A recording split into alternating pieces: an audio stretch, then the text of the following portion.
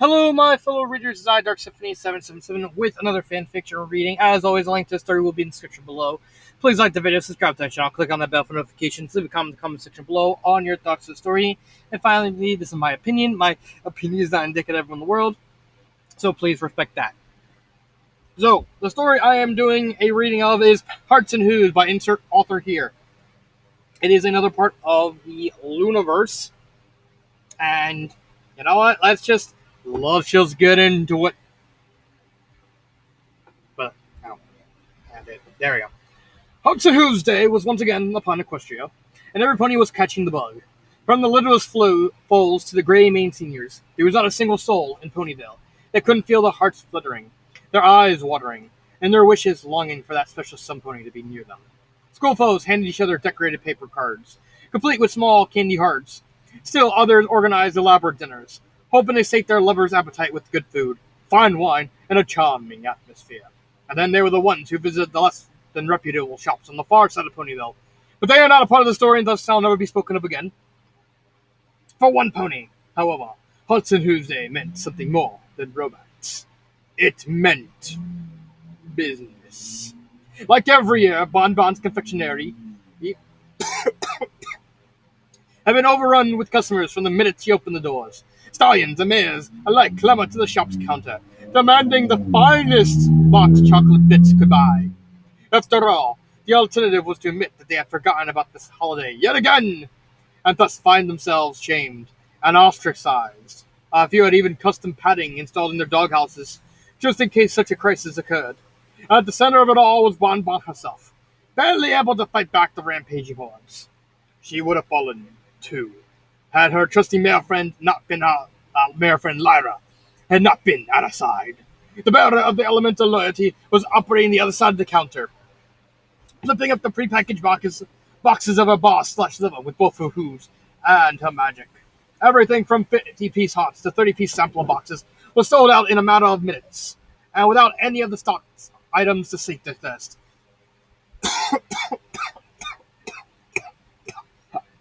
It's dang, hurts my throat when I do this voice. But it's worth it to entertain.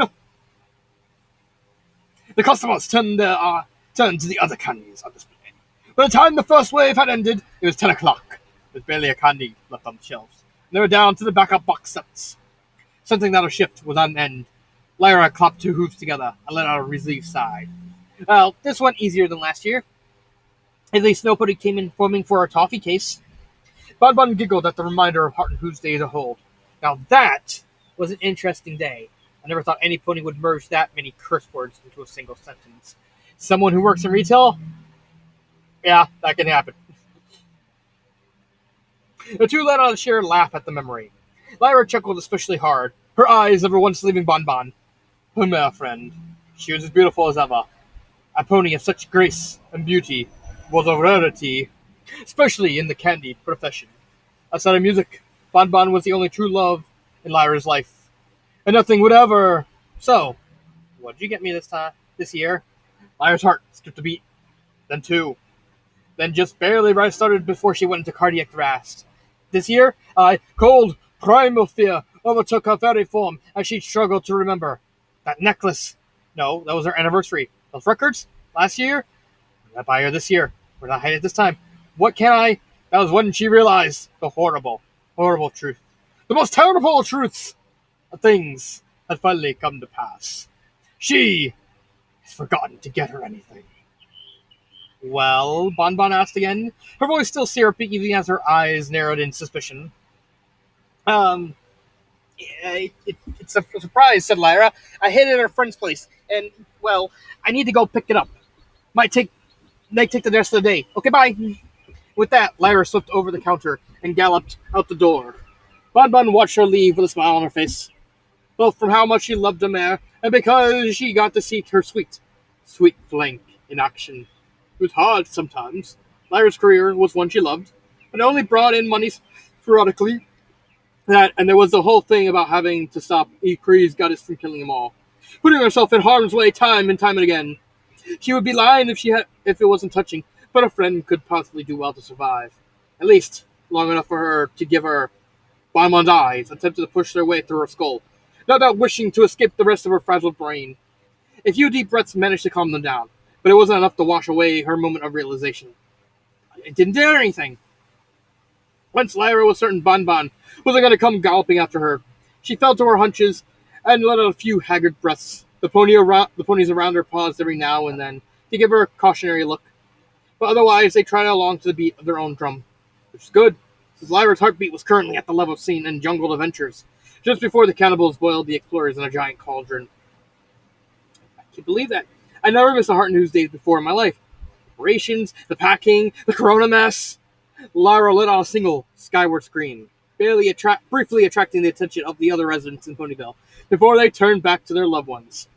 Obviously, every pony was paired off with every pony else, given the fine chocolate-dipped bouquets and expensive jewelry to prove their eternal love and admiration for each other. Ever since she had begun dating Bonbon, Lyra had been no different. She made out the greatest means, and sometimes had to put off eating and bathing to make sure her beloved had gotten what she deserved, but she always remembered her. And now he was ending. She knew enough about relationships to understand what forgetting Heart and Hooves Day meant. She could still find a gift, but that wasn't what was important. It was a sign that she and Bonbon were getting older. Anniversaries and special holidays were becoming less and less important.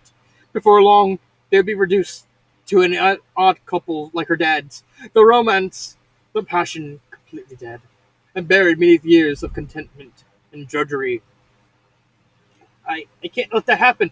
Lyra clenched her four hooves together, her eyes slanting just slightly as a raging fury buried deep in a heart. I am a musician, a dreamer, a master of the lyrical arts. I shall not allow her love to devolve into drudgery. I shall make certain that this is the best Heart and Hooves Day ever. All I need to do is grab my bits, head to the sparkler mirror, and that was when she realized what was missing. Her funds. Cold sweat dripped down the mare's forehead as she remembered how utterly broke she was. It was the only bit she could possibly claim to her back at the confectionery. There's no way I get that there without Bonbon noticing. She'll find me out for sure. Another plan. Another. In Lyra's blind panic, she turned her head just enough to catch sight of her flank. Her eyes widened as she took in her lyre shaky mark, a symbol of her special talent and instrument of choice. The same one she had used 1,000 times to serenade her precious peppermint twist.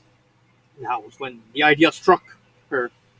Bonbon wrapped her hooves nervously against the wooden shop floor, rhythmically beating to the ticking of the nearby clock.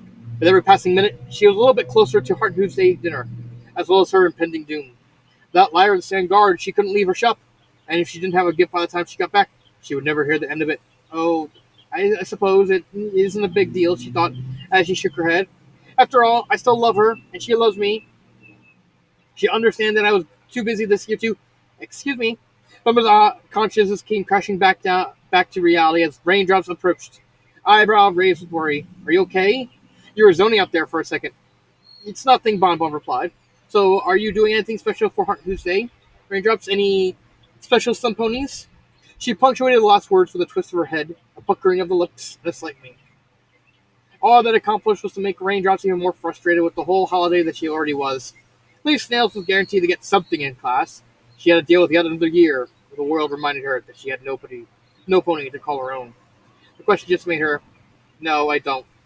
I just came in here for some mothballs. Do you have any? Bonbon shook her head quickly, ducked behind the counter, and came back with a single yellow box of chocolate-covered malt candies. She set it carefully on the counter before resuming their conversation. So, do you have any ideas for Heart and Hooves Day gifts? Raindrops cocked an eye at this, in as her wing dug in her coin purse for some bits. You mean like flowers and jewelry and all that? Can't say I do. Raymond's has never really interested me that much. You know? She let out a single chuckle, a tiny bead of sweat sliding down her cheek. Love. Such a silly thing, you know. Bonbon cocked her head a little, but otherwise said nothing in response. She just took the bits Raindrops offered, deposited them in a nearby register, and pushed the box of candies closer. The Pegasus was all ready to bite into the box and leave when the shop owner spoke again. You see, I kind of forgot to get Lyra something this year. I'm going to have to run out pretty late tonight to find something, and I was hoping you had some ideas. Every passing moment Bonbon spoke. Raindrop's eyes widened, her ears perked up, and the hair on her coat stood on end. By the time the mare was up to the word some, no other mare was practically strutting in place in shock. If one didn't know any better, they would assume that she had just heard that Corona was planning to vaporize the local puppy orphanage. But really, it's nothing, Bonbon finished. It's just a silly little holiday. Anyway, I'm sure she'll be happy with anything I get. No, she won't! Raindrop's sudden cry was so strong that Bonbon's mane was blown straight back, leaving a disheveled mess of frayed hairs and her ball of frazzled nerves. Her smile changed into a frightening gasp as a seemingly transformation poured over her raindrops. The bear took a few steps forward, her hooves shaking in like they were an earthquake. Don't you understand how important Heart Hooves Day is to a pony? If you don't get her something from the heart, it means the romance in your love life has died. Bonbon's eyes narrowed. Raindrops, our love life is none of your business. She closed her eyes. Besides, she still got a tongue that... I'm not talking about that. Rainbow Drop's tongue involuntarily slid out of her mouth and hung next to her cheek, no doubt trying to get some fresh air and escape from the Pegasus' overly imaginative brain. I mean, the passion, the drive, the very idea of love itself. That is what Heart and Hooves Day is all about. If you get it, if you just call it a silly holiday, then the passion is gone. Before long, you'll be like any old couple, simply whittling away the days, reading the newspaper, and complaining about the weather. Bonbon's first instinct was to lash out the impetuous mare for even suggesting that she was sold. But before she could mutter her first curse back, the rest of the declaration began to worm its way into the very core of her brain. She's right. It might be small, but it can lead into even worse things down the line. If we don't find a way to fix this mess, our lives might actually be over. Aye. The mare's eyes widened. Her coat grew ever more pale. Her fetlock shuddered, and her barrel rumbled. She looked at Raindrops with an expression of horror and loss. Could you help me, please? I don't know what to do. I can't leave the shop unattended, and there's still boxes to pack, and I can't ask you to... Do you know what might work? Raindrops tapped her chin. Just throw her a very romantic dinner. Some candy, some candles, some wine, and her favorite food. Fill her up, get her a little tipsy, and then she'll feel appreciated. And when she gives you your gift, you'll just explain that this dinner was extra special. Because you couldn't get out to get her something. She'll be so happy she'll understand completely. Bonbon's eyes began to water. Do you think it'll work? Raindrop shrugged. It worked when Mom forgot about it a while ago. 11 months later, I had a little brother. So I'm pretty sure I'll do the job. The mare tapped herself on the chest and closed her eyes, her very form exuding more confidence than 1,000 rainbow dashes. Now, tell me what she wants, and I'll help get it for you. I have the day off anyway. Oh, thank you. Bonbon would have jumped over the counter and gave Raindrops a big head, but if she hadn't fallen flat on the face the last time she tried that. Stupid fetlock blocking counters. Well, Lyra is a big pasta eater, especially with some marinara sauce. But there's these little yellow flowers she loves to use as a topping without them. It'll just be the regular dinner. Alright, so we'll make a spaghetti dinner, top it with sauce, and put those flowers on. Raindrops nodded along, her hoof tapping against the side of her skull as if working a telegraph. Do you know what kind of flowers these are? Bun shook her head. No, I never touch them, and Lyra's the one who buys them. I'm sure Rose will know what we're looking for, though. She reached under the counter and pulled out a bag of bits, which she then tossed to the waiting Raindrops. The mare caught them in her teeth with perfect accuracy. And thank you so much for this. You may have saved our relationship. Raindrops tied the purse into her mane and nodded. Always happy to help a friend, she said, before racing out to her destiny, with a random quotation mark at the end of that. Trixie leaned back in her chair. Her eyes bulged just slightly to mask her intense discomfort. You want me to do what? Help me with a little musical piece, that's all. Lyra's voice wavered back and forth between matter-of-factly and a slight chuckle. I play the strings, you provide a nice little light show, and Bonbon's love for me is lit once again. I see, Trixie muttered. She tapped at the sides of her skull, desperately attempting to short-charge her brain. And what about, what happens after a performance like this? She paused. Anything that involves a tongue? Lyra whinnied and took a step back, her eyes wet as saucer plates. What? No.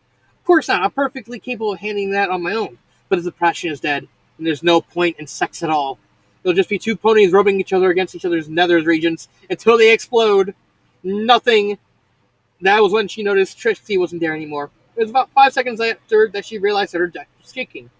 Sighing, Lyra circled around to the other side, where Trixie was hiding for dear life. Her very coat seemed drained of all color. Her eyes were as wide as a deer with a lantern waved in front of its face, and her teeth were chattering just slightly. Okay, I say you don't have to get involved in anything else. Tell me through the performance, and everything will be fine. Trixie slowly refocused her gaze upon Lyra. Upon Lyra.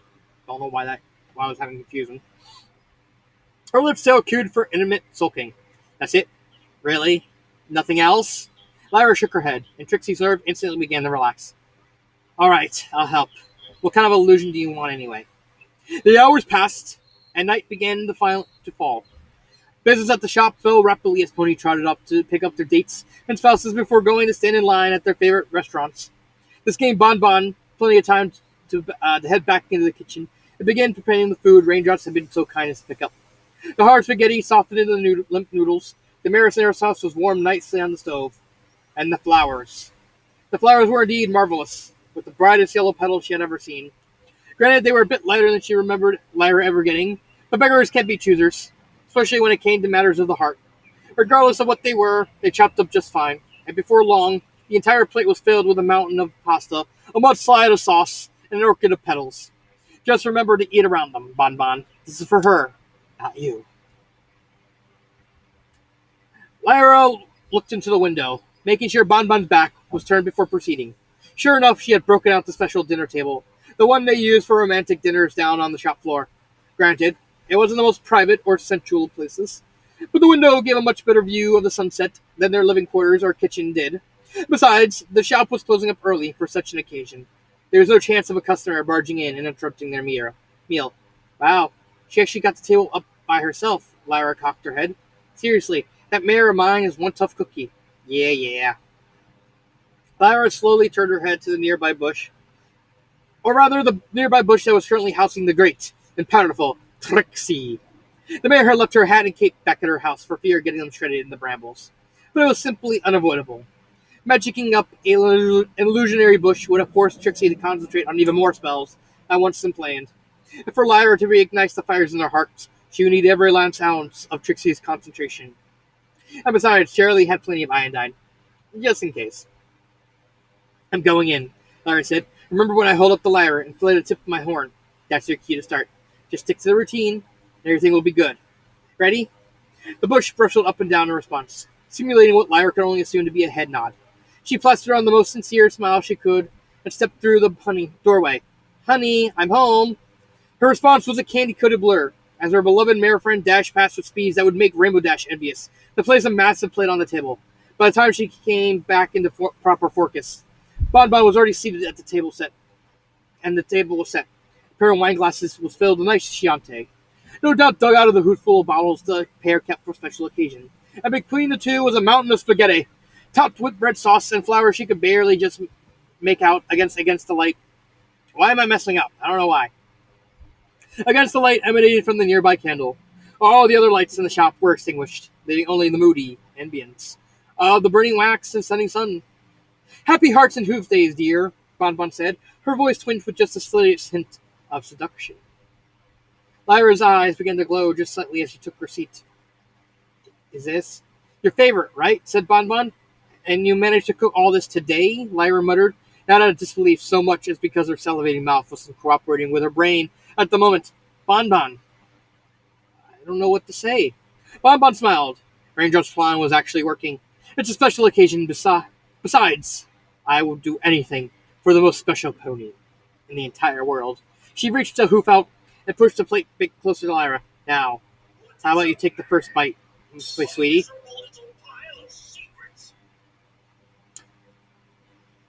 Trixie grumbled to herself as the scene unfolded. She couldn't make out everything from her vantage point, but she could still hear enough and see enough to understand where this conversation was going. And she was not liking this, I swear. Lyra was lying about, Trixie, what are you doing here? Trixie's eyes shot wide open at the sound of Raindrop's voice, and as flat and unemotional as she could ever hope for. The mare was apparently at her side, ducking down under the window next to her precious bush. What are you? Trixie, why are you in a bush? What's going on this time? This isn't Trixie. This is Bush von Bushington. And I am... Trixie sighed in defeat. Unfortunately, lying about bushes was not something her education had prepared her for.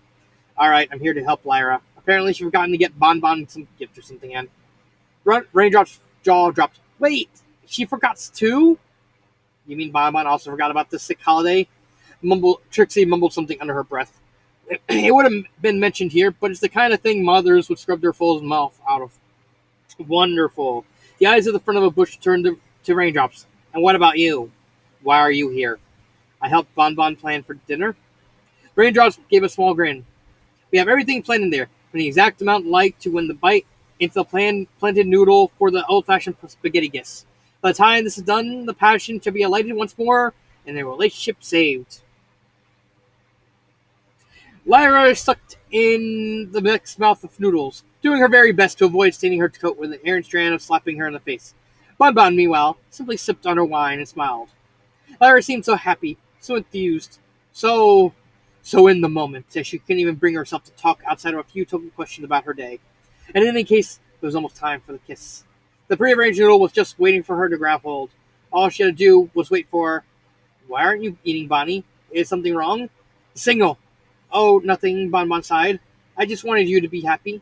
This is Heart and Hooves Day, after all. We can't have any mere friends on a day like this." "I can't say the same for you," Lyra said. "Come on, join in. There's plenty of uh, the mood came crashing down with the speed of a wrecking train. Lyra's pink cheeks puffed up like a squirrel, followed by a very uncomfortable sounding swallow. Bon Bon's smile vanished as his concern took a hold. "What's wrong, Lyra?" "About 12 hours." Lyra's eyes turned to metal. "You didn't. I thought those were the ones you like, Byron's." Bon Bon said. She jumped through hooves and walked up next to her. "Did I get the wrong ones?" "Yes. That's right. Uh, It's all right," Lyra muttered as she climbed to her hooves. Well, there are two that look almost alike, but where's have I?" Another painful swallow. "Allergic to." "Allergic?" In an instant, the entire scheme fell apart. Lyra gave a quick "excuse me" and carried it up to the facilities to expel the unwelcome organisms, leaving Bon Bon alone with a plate full of spaghetti and cheddar dreams. Her love wasn't already burned out. It was probably dump an entire water tower on it. Raindrops gasped as she saw Lyra run to the back. "What happened?" "Looks like something went wrong with the dinner," Trixie muttered. "But it was perfect," Raindrops mode. "The noodles, the sauce, the flowers. I thought everything was..." "Please tell me this wasn't the flowers. She let out a tiny squeal. "This was perfect. Everything was set up exactly as it was supposed to be. The candles, the wine, the dinner, the kiss. Didn't even get to the kiss." Trixie let out a small laugh of triumph as her friend's cries. "And it seems the great and powerful Trixie shall save the day once again. Once Lyra gets back out, we're going to have ourselves quite the show." After about 10 minutes, Lyra finally stumbled out of the bathroom. She seemed to be moving much better, although there was still slight hints of queasiness on her breath. Floating at her side was a Lyra, already perfectly tuned and ready for its grand performance. The minute she was within sight, Bon Bon leaned over her and gave her an affectionate nuzzle. "I'm so sorry. I didn't know." "It's all right, honey," Lyra said weakly. "Now come on, I have to give you your present." Bon Bon's eyeballs attempted to break out of her face once again, forcing her to take in a big gulp of air to calm them back down. "Oh, right, the gifts. Look, I... Come on, I know you're gonna love this one." Lyra slowly shuffled past her mare friend and seated herself on her haunches, the Lyra floating up to her four hooves. "This year, I decided to go for material pleasures and give you the most precious gift I can offer, my song. For that is my special talent, my life, and I want to share that with you now and forever." Bon Bon smiled. She had heard this speech 1,000 times before, especially back when they were first dating. Her beloved mare was a wizard with music, but her speech writing abilities left something to be desired. Still, a song would be nice after the hell she had put Lyra through. "Then please, share yourself." Lyra's hoof tightened around the lyre as a tiny flare of magic sparked at the tip of her horn. Her hoof struck the first string, and suddenly, the entire room around them began to darken, as if the lights had simply been sucked out. Bon Bon gasped for just a second, but soon changed her tune when she saw the rest of the spectacle. Lyra's piece was a simple tune, based on an old legend. In it, a pony had fallen in love with the princess, but could not muster the courage to confess his feelings. He convinced an old alchemist to brew up a special potion that would remove this fear, and during the next time he spoke to her, he drank the potion and immediately confessed everything he had ever felt about her. It turns out, she loved him just as much as he loved her. And the two were married. It was not until after the wedding that the pony learned the truth. The potion was only a placebo. He had mustered the courage all his own. Of course, that wasn't quite how all the versions went. Few mutterings hinted that the actual potion was much crueler, forcing the two to think only of each other until their kingdom fell into ruin. That kind of story didn't sell tickets, so the cleaned up version it was. Either way, Lyra's hooves glided gracefully across the lyre strings, plucking out an orchestrated melody to the story. And as she did so, Trixie's magic continued to work its charm. Lights danced and flickered in the dark void, not unlike the stars in the night sky, colliding with each other and forming all manner of constellations and symbols.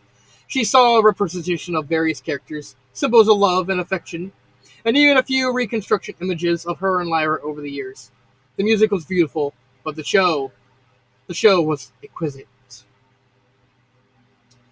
Lyra Raindrops cocked her head just slightly. From her vantage point, she couldn't see a speck of difference in the proceeding. So, wait, you're creating some kind of illusion? Yes, Trixie muttered under her breath. Her brow was wet with preparation, her muscles struggling as her arm continued to glow like a lamp. We can't see anything, but Bon Bon can. Never done anything something this heavy before, though. So, fortunately, Raindrops managed to fight off the urge to hug Trixie. It's amazing. Go to do it, Trixie. You're going to reignite their love for each other. Trixie mumbled an affirmation to this, and then heard Raindrop's continuation.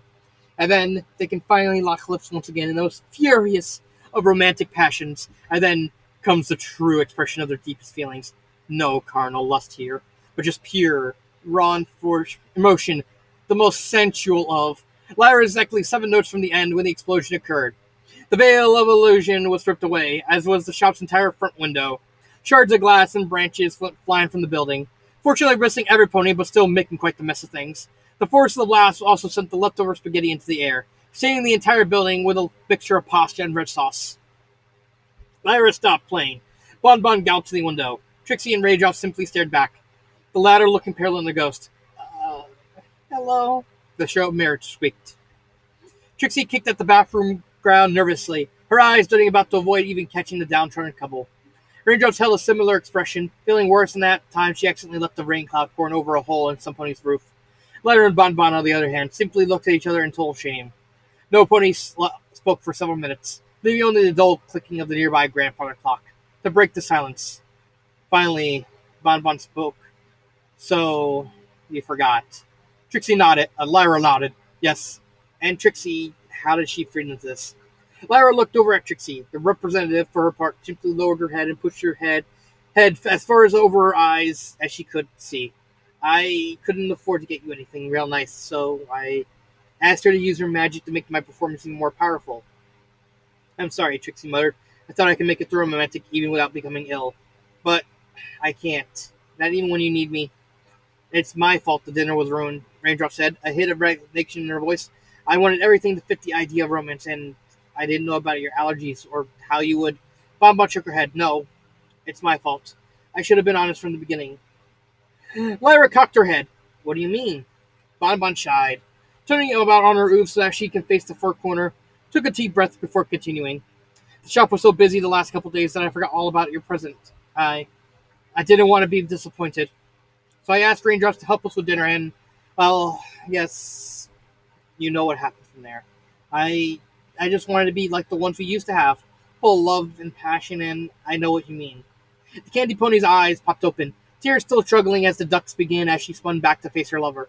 Lyra's own face was practically smothered in guilt and shame, like a filly caught with her hoof in the cookie jar. I was so busy with Corona helping you in the shop that I forgot too. And I couldn't get the money for a gift without coming back here, so I tried to get Trixie to put on a show, and we saw how that turned out. The two stared at each other tensely for several seconds after. Trixie and Raindrops watched from the peanut gallery with bated breaths, unsure just how this relationship now stood. Bon Bon took a step forward and nuzzled her mare on the neck while giggling. You really care about me? Lyra took a look taken aback at the question. What do you mean? Of course I love you. You're the most special pony, most wonderful pony I've ever met. My word, why would every pony be empty if you weren't here? She leaned in herself and took her partner in a hug. Bon Bon, you're the most special pony in the whole world. So I did all this. I wanted us to feel like we did when we were a little younger. And with all that energy and pure passion, I thought we were just getting old and going to just become boring. I thought so too, Bon Bon said. But perhaps that will happen someday. Perhaps we will become content and have to let the passion die down. But it doesn't mean we won't love each other just as much as now. The way we express it might change, but something like this will last forever. Lyra's smile grew as a few tears began to well in her eyes. If I could pick any pony in the world to grow old with, it would be you. The two let out a small laugh, perfectly disguising the tear in their eyes. At the end of the day, they had both learned an important lesson about love and life. The fires in their hearts still burned for each other, no matter what life happened to throw at them. And while they might make mistakes and forget holidays every now and then, as long as they felt like they did now, they would mean the end of everything. They had each other, and in the end, that was all that mattered. Trixie and Raindrops looked at each other, a wide smile on their faces.